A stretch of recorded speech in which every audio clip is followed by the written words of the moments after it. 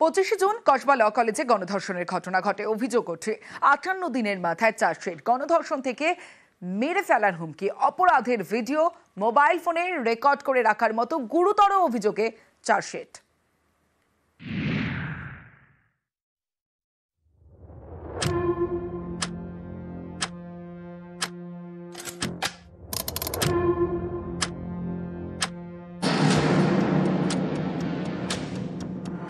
কলেজের মধ্যে পড়ুয়াকে গণধর্ষণ এখানেই শেষ নয়। মোবাইল ফোনে নির্যাতনের ভিডিও রেকর্ডিং, যাতে নির্যাতিতার মুখ বন্ধ রাখতে পরে ব্ল্যাকমেল করা যায়। একের পর এক এমনই গুরুতর অভিযোগ কসবার চার্জশিটে।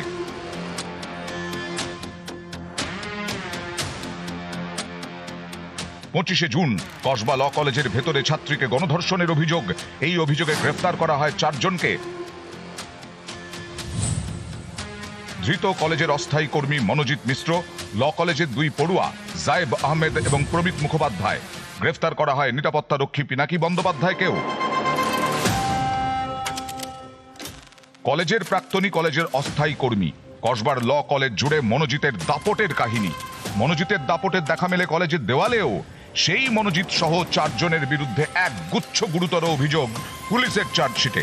58 দিনের মাথায় আলিপুর আদালতে চার্জশিট জমা দেয় পুলিশ। গণধর্ষণের ধারায় অভিযুক্তদের বিরুদ্ধে মামলা।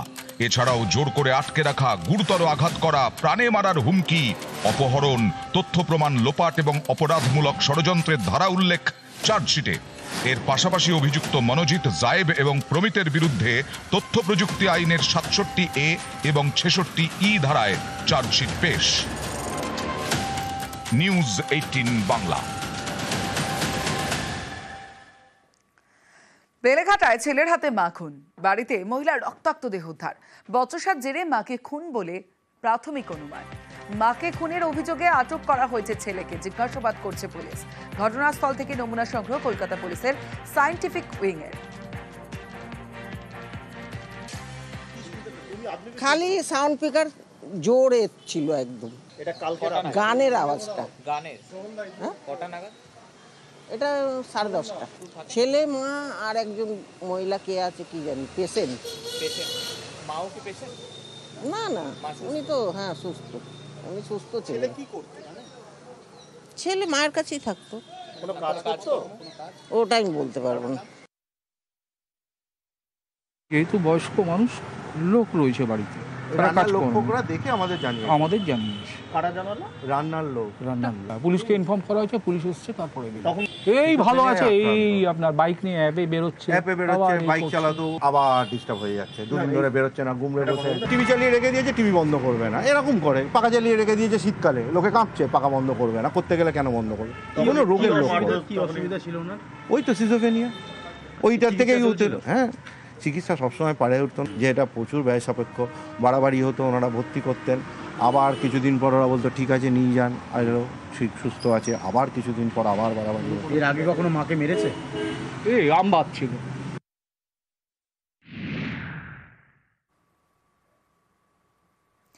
নিউ গড়িয়ার পঞ্চশায়রে বৃদ্ধা খুনের রক্ষকী ভক্ষক, গ্রেফতার আয়া এবং তার প্রেমিক। গত রবিবার কাজে যোগ দেন ওই আয়া। 1 সপ্তাহের মধ্যে খুন, লুটপাটের জন্যই খুন বলে সন্দেহ পুলিশের।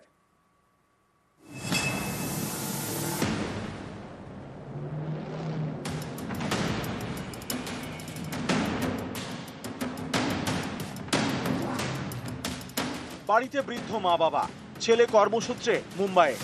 মা বাবাকে দেখাশোনার জন্য ভরসা রেখেছিলেন আয়ের উপর, রক্ষকই ভক্ষক হয়ে দাঁড়ালো।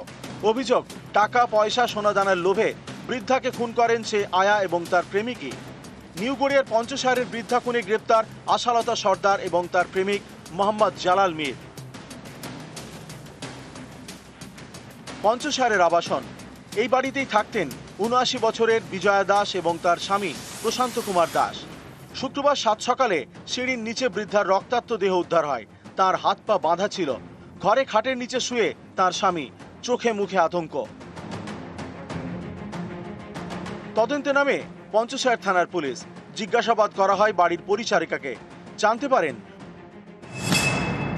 গত রবিবার 17 আগস্ট কাজে যোগ দেন আয়া আশালতা সর্দার। এরপরে 3 দিন ছুটি নেন। 21 তারিখ অর্থাৎ বৃহস্পতিবার কাজে যোগ দেন।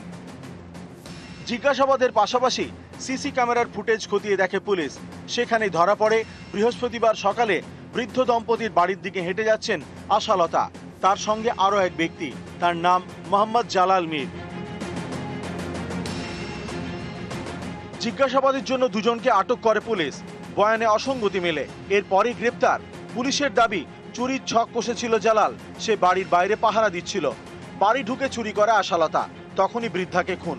উদ্ধার হয়েছে চুরির গয়না। এদিন দুজনকে তোলা হয় আলিপুর আদালতে। তাদের 3রা সেপ্টেম্বর পর্যন্ত পুলিশি হেফাজতে রাখার নির্দেশ দেন বিচারক।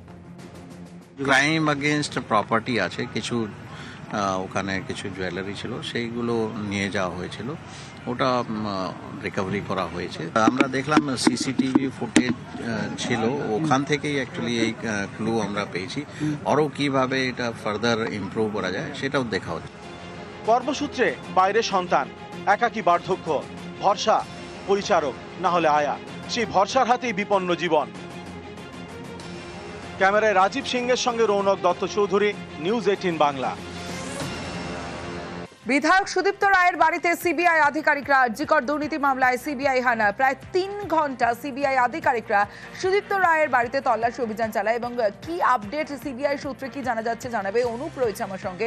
অনুপ, আরজিকর মেডিকেল কলেজ দুর্নীতি মামলা, সে আর্থিক দুর্নীতি মামলা আজকে কিন্তু একেবারে লক্ষ্য করা যায় শ্রীরামপুরে যিনি বিধায়ক তথা চিকিৎসক সুদীপ্ত রায়, তার যে সিটির বাড়ি, সেই বাড়িতে কিন্তু সিবিআই পক্ষ থেকে আনা দেয়। প্রায় 3 ঘন্টা ধরে বাড়িতে সিবিআই আধিকারিক তারা কিন্তু ছিলেন। মূলত এক সময় তিনি রবি কল্যাণ সমিতির চেয়ারম্যান ছিলেন এবং সেক্ষেত্রে তার পরবর্তী ক্ষেত্রে যখন দুর্নীতির অভিযোগ উঠেছিল, ইডি কেউ তার বাড়িতে তল্লাশি করেছিল এবং তল্লাশি অভিযোগের পরে বেশ কিছু নথি উদ্ধার করতে পেরেছিল।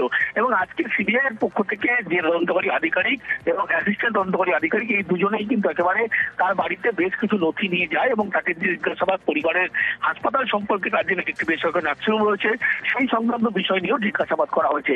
মূলত সরকারি কষ্ট করে ব্যবহার করা বিভিন্ন মেডিকেল কলেজের জিনিসপত্র এই সুদীপ্ত রায় তার নিজের যে নার্সিংহোম ছিল, সেই নার্সিংহোমে তার স্ত্রীর ক্লিনিক্যাল ল্যাব থেকে শুরু করে ওষুধের একাধিক দোকানে পাচার করা হতো বলে এরকম কিন্তু চাঞ্চল্যকর অভিযোগ উঠেছিল। সেই সমস্ত একাধিক নথি নিয়েই কিন্তু আজকে সিবিআই এর পক্ষ থেকে আজকে তার বাড়িতে হানা দেয় এবং দীর্ঘ জিজ্ঞাসাবাদ করা হয়। সেই সমস্ত নথি দেখিয়ে কিন্তু একেবারে এই সমস্ত বিষয় নিয়ে জিজ্ঞাসাবাদ করা হচ্ছে, এমনটাই কিন্তু সিবিআই সূত্রে খবর। এবং 3 ঘন্টা ধরে কিন্তু এই সিবিআই হানা তার বাড়িতে তল্লাশি চলেছিল এবং জিজ্ঞাসাবাদ প্রক্রিয়া চলেছে বলে এমনটাই জানতে পারা যাচ্ছে।